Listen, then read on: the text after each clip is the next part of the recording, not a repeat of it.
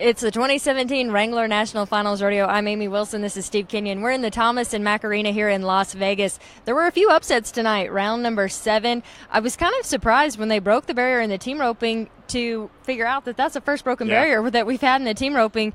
Up until round 7, the calf roping was a little bit soft. Some things fell apart. Haley Kinsel hit a barrel. Yeah. So some different races that we were seeing come together, some things happen that might affect that. Let's start by talking about the team roping. Dustin Agaskiza and Corey Kuntz turned in the fastest time of the rodeo so far, a time of 3:05. Your interview with Dustin and Corey, when Corey talked about, Corey just sounds so calm, quiet, just I don't know what he's like when he's backed in the box. I mean, I know him, but I don't know him that well. But what a perfect partner for a young guy at his first NFR like Dustin Agaskiza.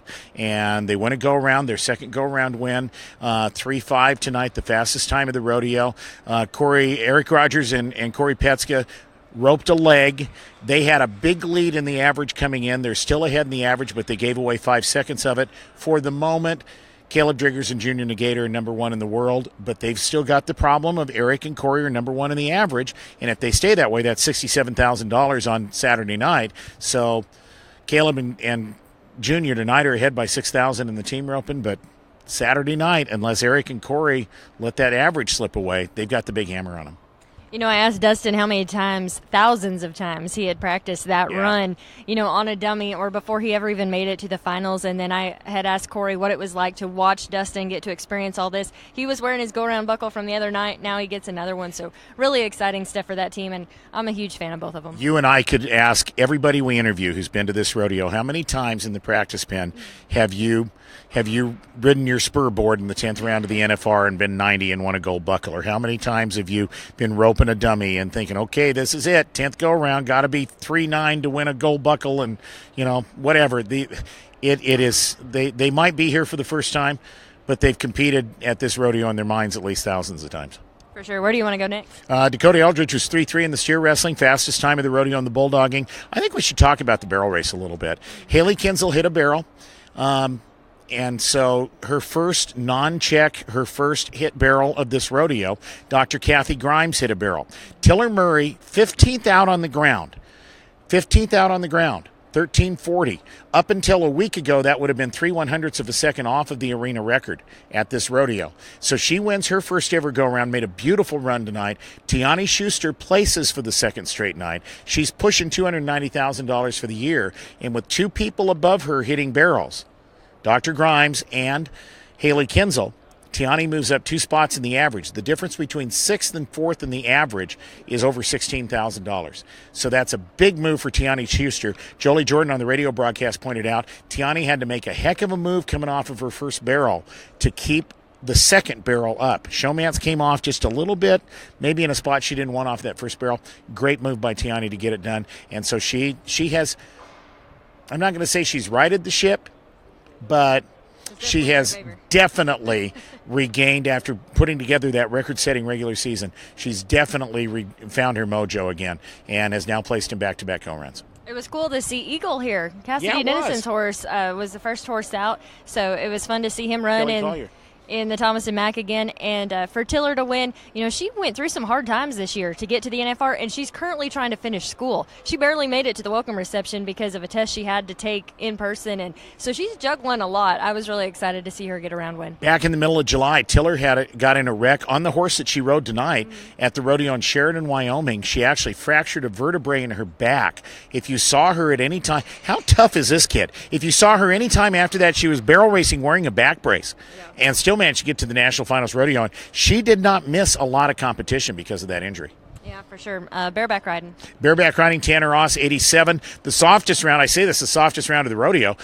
You could place with an 83 tonight. That hasn't happened all week. But Tanner Ross makes an 87-point ride on Junior Bonner. He wins his second go-round at this NFR.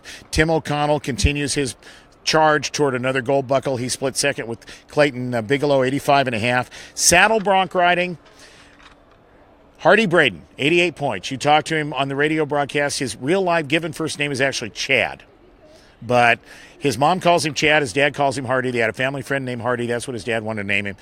I don't care what they call him. He's won 2 go-rounds at the NFR. Ryder Wright, second, 86.5. Ryder Wright moved ahead of Haley Kinzel as the number 1 money winner at this rodeo. He's won $121,000. And the difference between Ryder and Jacobs Crowley, who picked up a 6th-place paycheck tonight, is only like $5,000-$6,000. We got a race going into the final 3 nights of the rodeo on the bronc riding. And I want to point out something super impressive about Ryder Wright. He's competed in 16, well now 17, but when they put out the stat this morning, 16 rounds at the NFR in his young career, and he's won 7 of them. That's nearly 43%, I think, of winning rounds that you ride in at the NFR. So for a 19-year-old who's been to the NFR twice, I think that's incredible. You know, he hasn't lit him up this year like he did last year where he came out and he won the first 4 go-rounds, but his riding is more consistent, I think it's fair to say. And winning 2 rounds is slacking off. Winning 2. I mean, well, look at it he won 5 rounds last year. He's got 3 go-rounds to go. He's won 2 this year. But he's also, like I say, he's been more consistent. He's solid in the average. I don't know. Are we going to look at another Wright brother or Wright son now, I guess, wearing a gold buckle? We'll find out in 3 nights. Let's talk about the bull riding before we wrap things up. Joe Frost made a gorgeous ride. He had a bull called Heaven's Basement from Wayne Vold. He was 87 points, and I thought just as much control as he's shown. Excuse me. So that's the bad thing about live. You lose this. And so Joe Frost, 87, wins the night in the bull riding tonight. Sage Kimsey rode, did not place. They rode 8 bulls tonight. Garrett Smith got by one. I'm glad to see that. He didn't place either.